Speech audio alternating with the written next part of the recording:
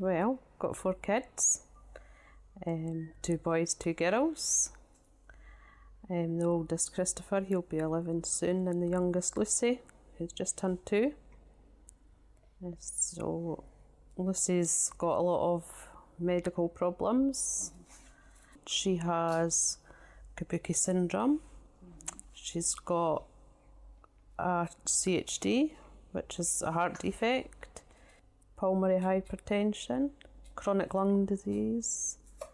She's fed through a feeding tube. So are these all the symptoms of Kabuki? They all go along with Kabuki. Right. You know, they all interlink with each other. And it just, I suppose, you know, every kid's different that's got Kabuki, you know. I don't think the chronic lung disease is part of the Kabuki syndrome. That is more from meconium aspiration at birth. But it's got a lot of things, you know, that goes along with it. How rare is the condition? Very rare. 1 in 32,000 chance, you know. So even, you know, her consultants and doctors had never heard of it. And even the doctors and consultants at York Hill had never heard it, or Edinburgh Sick Kids. You know, I think Lucy's the first person they've ever had, you know, with Kabuki syndrome. Right. And what about in Scotland? In Scotland, I think there's maybe about another 5-6 people in total. You know, that's just people that we've been able to contact, you know, through the Kabuki UK website. So is there a network? There is a Kabuki UK charity, but there's also a Facebook page as well. And, you know, there's a lot of people from overseas that are on that as well, you know, so. So could you describe how it's maybe affected your family, you know, when you initially got the diagnosis? Lucy was 6 months when we got the diagnosis, and it was only by chance, you know, that we got the diagnosis of Kabuki because it was only somebody had seen her picture on the geneticist table and says, oh, that looks like Kabuki. So they done a genes test and that's what it was. So how did you feel when you started to check about what Kabuki, what was involved in it? I suppose it was good, you know, to have an answer, you know, what was the condition that she had. But at the time, the geneticist didn't have any information on Kabuki at all, so we had to do our own research. So you go into Dr. Google, don't you? But we found the Kabuki UK website, and you know, we got a lot of information from there. How do you think it affected you as a mother, first of all? I don't know, it was good to have an answer, you know, something to put all our problems together. But then at the same time, you know, you've got the added worry about, you know, what's going to come next. You know, what does this mean for Lucy? Because there was so little known about it, you know, and you couldn't get any information for the doctors and that about it. So you just feel at a loss, I suppose, you know, because you're wanting information, but it's just not there. And how have family and friends responded? Oh, they've been great. They have, yeah. Because, I mean, Lucy spent a lot of time in hospital, you know, pretty much her first year was in hospital. You know, so my sisters and my cousins would look after the other kids while, you know, I was sitting in a hospital somewhere with Lucy. So you felt they've been supportive? Oh, they've been very supportive, yeah. Would you like to just tell us a wee bit, Doreen? We spoke about your experience with your local health board. How do you feel? Have they been a help to you, or what have you found the case? What's been your experience? Oh, they've been helpful, yeah. You know, I mean, I suppose it's all about working together because, you know, nobody knows much, you know, about the syndrome that Lucy has. One experience I remember was Lucy had started vomiting up milk. Now, Lucy's fed, well, she was fed further down in her stomach into her jejunum. And when you're fed that way, you shouldn't be able to be sick. You know, you shouldn't be able to bring up milk. But Lucy was, so we went to the hospital, and basically we were told that they didn't want to x-ray Lucy because she's had a lot of x-rays, you know, which I could see their point. But then I was also had the comment about, you know, smaller hospitals have smaller budgets, you know, and I would have quite happily have paid for it myself, you know, but turns out the next day she was still being sick. So we phoned Edinburgh and we were told to take her A&E straight away and get her x-rayed. And right enough, the tube was out of place. Because at the end of the day, we deal with Lucy. We deal with Lucy every day, and you know, we've been told that if she vomits milk, bring her straight in. You know, and that's exactly what we've done, and yet we were just turned away again, you know, so it's annoying. How do you think they could have dealt with that differently? Obviously learning more on their part, because they did say, you know, they don't often deal, you know, with the way Lucy's fed, you know, so maybe them learning more about patients like Lucy, but then listening to the parents as well, I suppose. So did you feel it empowered you as a parent?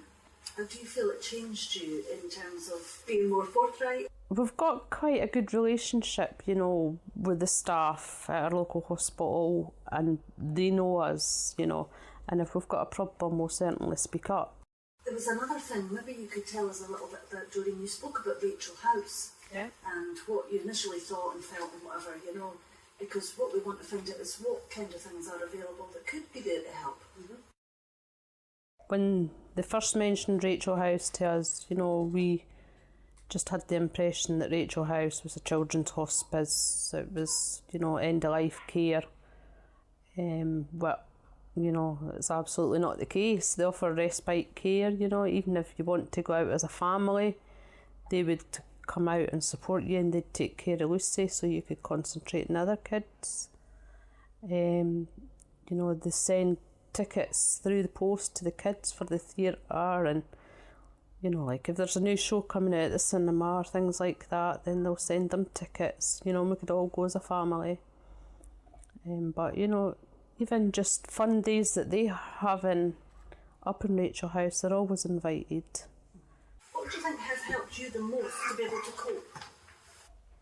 The support from my family and friends, you know, because without them I wouldn't have been able to spend the time in hospital with Lucy that I have done, you know, because they pretty much, you know, that whole first year they were there all the time for the kids, you know. Even if my mum was at work, I'd just phone her up and say, look, Lucy's in hospital, and she would just leave her work. She'd be like, I'm away. Yeah. You know, and they were really good. Graham's work's been brilliant as well. If you're talking to another parent that had this Kabuki syndrome with a child, and they've just been initially diagnosed, what kind of information would you wish that you had that you would give to somebody else? I suppose, you know, any information on the condition, you know, what comes along with it.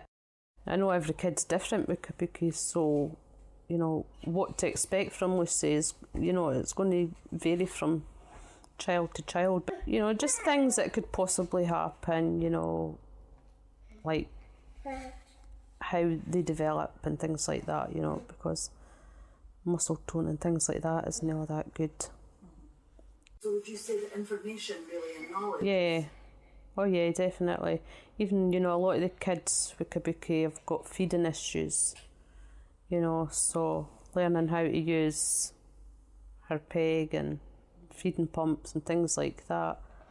You know, you get a brief going over in the hospital, but not a lot, you know. You kind of just learn as you're going. How has it changed you? I've always been an easygoing person, and I'm still like that, but I know with Lucy, you know, if she's no right, you know, I would push and push, you know, to get her seen. Whereas before, you know, I would trust the doctors, but I know her best, you know, so if I feel, you know, that the answer they're giving me isn't quite right, you know, then I'll just be like, no, you know, second opinion. So it's made you stronger in that? Oh yeah, definitely. I'm married to Doreen. We've got 4 kids. The youngest is Lucy, who's 2, who's got a lot of medical problems. She was born with meconium aspiration at birth, so she was fully ventilated at birth for a good few weeks. And since then, her condition has become more and more known, and we've just got a lot to deal with in terms of her medical condition and, you know, what we need to do to support her.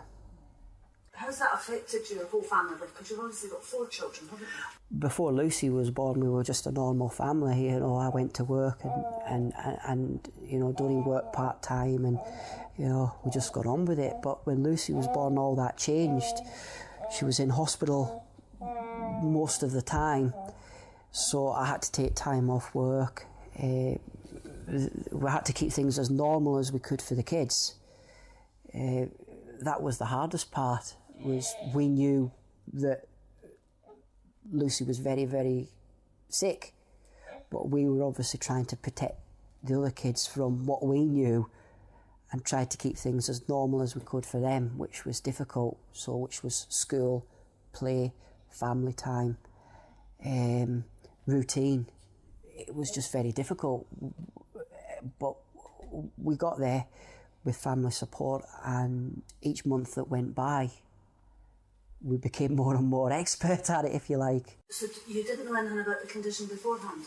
No, Lucy's got Kabuki syndrome, and we didn't know anything about it.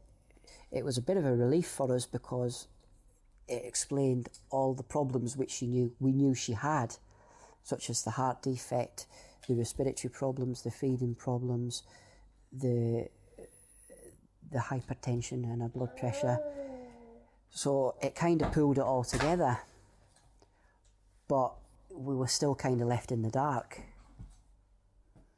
Is that because other people didn't know enough?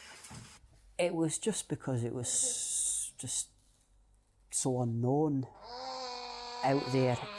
You know, in the medical world, it was a learning curve for them as much as it was for us. And I think we took great comfort in the fact that her doctors and consultants listened to us, because they knew very little about the condition and they knew we were doing our own research, so they listened to what we picked up on, and if there was things that we mentioned to them, they would share it amongst the team, which, you know, was quite good as well. Do you think that's been kind of vital for you? Is this working together? Oh yeah, I mean, we've worked together. I mean, we've had ups and downs. You know, it's been a relationship with Lucy. There's been you know, good times and bad times, but the support's been there from our consultants, and it's just a continuing relationship, a working relationship, if you like. Did you have any kind of experience, like Doreen's obviously had some experiences where she's kind of had to, you worked along with her when you decided to say to the doctors, we know her better? Well, I think at the time, doctors paint a very bleak picture. They have to, so they weren't giving too much away. So there was the added frustration of us not getting the information out of them that we wanted. But I think because there were so many different disciplines involved in Lucy's care, genetics, dietitian, cardiology, respiratory, speech and language, paediatric consultants, they all threw their ideas into the pot, and everything just became just a mishmash, everyone's opinions, it was just a mess. And I had to basically put my foot down and say, look, stop, please, somebody just take control here and, you know, coordinate it, if you like. It was the lack of coordination that was the problem. It wasn't that I mean, it was great. The enthusiasm that the consultants had was fantastic, but it was just not coming together. And that, coupled with the information or lack of that we were getting at the time, was just too much. And I think that's the biggest problem. That's certainly the biggest problem we had was, and with Lucy as well, we had 3 separate hospitals involved in her care: Edinburgh, Glasgow, and this hospital. So you add that to the mix as well, and it was just painstaking to get answers. Or you would speak to one consultant, he would give you an answer. You would speak to somebody else, it would be a different answer. So there was no consistency between them. But the care and compassion that we got, I can't fault it. And it was a developing relationship, and we got there eventually. So could you maybe just explain how you felt as a father? Well, I had to stay strong for Doreen and the kids. So I had the added pressure of dealing with my own emotions, but trying not to let them show too much, because while Doreen was at home, while Doreen was in the hospital with Lucy, I was here with the other kids. So I had to try and keep myself composed and rational and settled to the point that the other kids didn't pick up on my grief, because it was a grieving process, if you like. It was ongoing. So that as a father, I felt it was my duty to protect them, but without realising it, I was letting myself suffer. And I think that's the biggest thing that I've learned from what's happened, is I need to share in my grief as well as everyone else sharing in theirs. So how did you do that? By talking to people, and just the support from, particularly when Lucy was in York Hill having her open heart surgery, we had a cardiac liaison nurse who came round, who was specifically dedicated to speaking to the parents, chatting to them, answering any questions that they had, because obviously consultants, they don't have time, or they have limited time to speak to you. So this person made the time over a cup of coffee. A drop-in centre would go in, and she would come round when Lucy was in intensive care and sit for half an hour and just have a wee yarrow with you. And that was the link that was missing, that we got, was somebody taking the time to speak to us. That's really important, isn't it? Yeah, good. And what would you say it's for you then? You obviously have to go through a lot of grief and whatever there. What would you say? How do you feel now? Well, my outlook on life has changed. I tend to be more easygoing about things. I don't get myself worked up as I used to. I'm not as driven by work as I used to be. I tend to be more family. The work-life balance has shifted, if you like. So it's been an eye-opener for us. So, you hear people who, they talk about regrets and how they wish they'd spend more time with their kids when they get older. Well, that's kind of happened for me now, because we take each day as it comes with Lucy, and because the consultants couldn't give us an answer as to what we were to expect, we felt that we had to just take each day as it came, and each day was a bonus. So we spent that time just enjoying it with Lucy. And if I hadn't had the support from work, then I think it would have been a whole different story. Do you think it's a difficult thing for men, more so than women, to have to cope? I don't know, because I haven't really spoken to many men about it, but certainly when Lucy was in York Hill, we shared a lot of experiences with dads, and you tend to find that they keep things more to themselves. They protect the mum or the other kids. So it's difficult, as men don't share very much. like the mums do, I suppose. What was she like initially? She was just a very still and unhappy baby. Just she slept all the time. Every day was a struggle for her. Up until she had her heart surgery. And since then she's just come on leaps and bounds. I mean, the heart surgeon said to us it was the right time to do it. So we knew it was the right time. And then it was like a light switch after she had the surgery. I mean, don't get me wrong, I had a very rocky post-op. When we finally got her back, she was just a different baby. She went from sleeping from 24 hours a day down to her usual cat naps. And what about the smiling and responding? Oh, she's always smiling now, isn't she? Big smiles every day. You, Lucy? You want to get her? Put her in a chair. Can't stand them. Well, for some people it can make them stronger, for other people it sometimes can drive people apart, It's a difficult one to answer because obviously it brought us closer together. But the thing that I found was we ran out of things to talk about because we spent so much time doing the same thing day in, day out, sitting by a hospital bed and with Lucy being asleep all the time. All we could do was just sit there, and because there was nothing to fill our day, it was boring. And we had nothing to talk to each other about, how was work the day? Oh, we did this, I did that, and what were the kids, talk about the kids at school.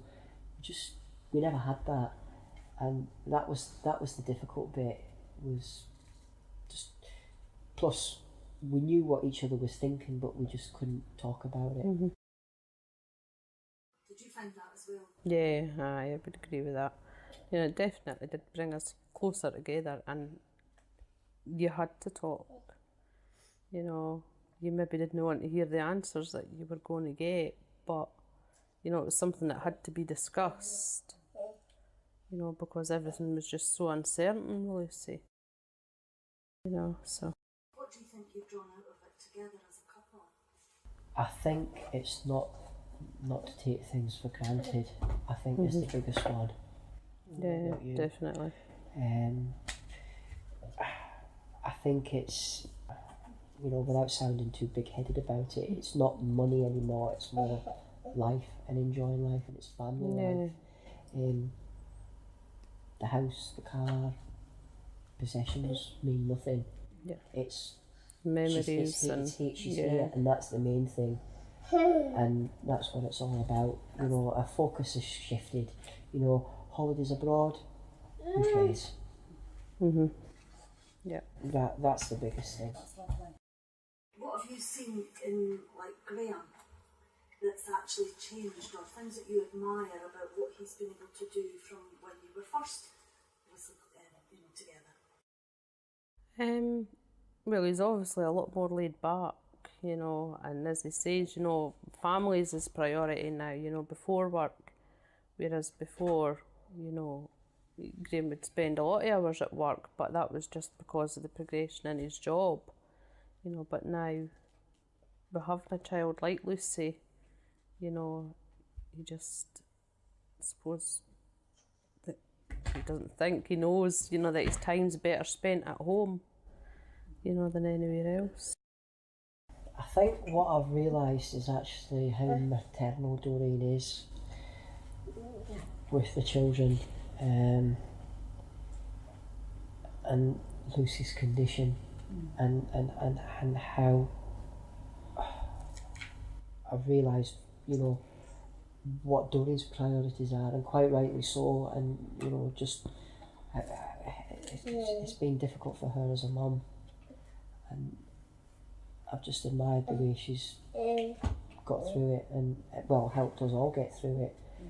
And I mean, she never left Lucy's side when she was in the hospital. Not once did she leave her. That's what I've admired most. And would you say that you feel closer because of what you've gone through? I would say so. I think so, but we haven't really stopped to think about it, to be honest with you, because it's just been non-stop.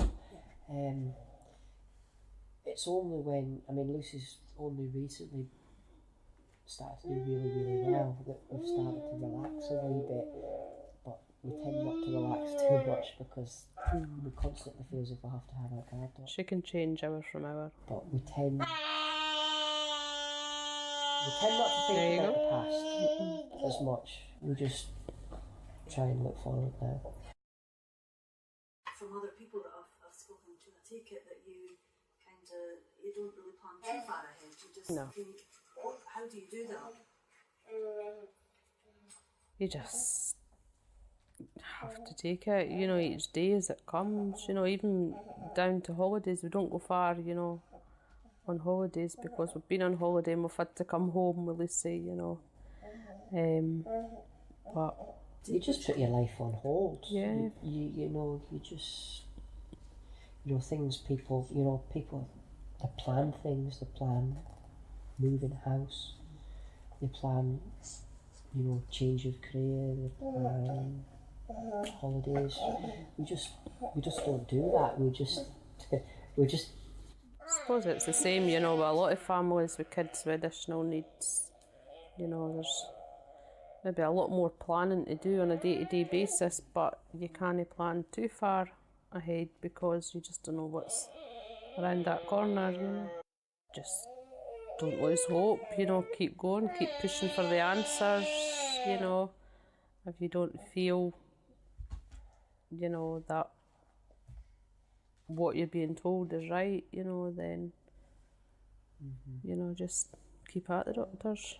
I think everybody's different and that they handle grief, tragedy in different ways, and I think you just need to go at your own pace, and if you want the answers, fine, go and get them, but if you don't want them or if you're not ready for them, then don't be pushed into feeling that you have to know. And I think that was certainly where myself and Doreen kind of had a difference of opinion. Not that we argued about it or found it difficult, but I tend to analyse things, and I like answers, and everything has to be black and white, and has to be, everything has to be in its box. Whereas Doreen was totally different. It was a day-to-day thing. With Lucy, woke up the next morning, great. She's still here. It wasn't about getting answers all the time with Doreen. It was more about just enjoying the time that we were having with Lucy, because we just didn't know what would happen. And I think that was the biggest divide between us. I think. Definitely. And obviously everybody, you have to do it according to what you yourself personally. Yeah, but it was difficult because I had to respect Doreen's wishes as well, because I wanted to know but Doreen didn't want to know, so I had to kind of reach a compromise, and I think that was the hardest bit. Was that. Honestly, my God, I had to get out there because I never even realised, I just never thought, and as soon as I went in, that's all people wanted to talk to me about. And it was great that people wanted to know, but it was just, I started off going in the air, and then I was about 2 foot tall by the time I got out, because it was just so overwhelming what folk, you were saying the same thing over and over, and at this point Lucy was not doing great, so I could feel myself welling up every time I told the story, and that was brutal. It was, anytime somebody used to phone, how's Lucy, I would just say, she's fine. That's all I used to say, she's fine. Because you couldn't really deal with that. It's not that I couldn't deal with it, it was just too much. It was just, constant.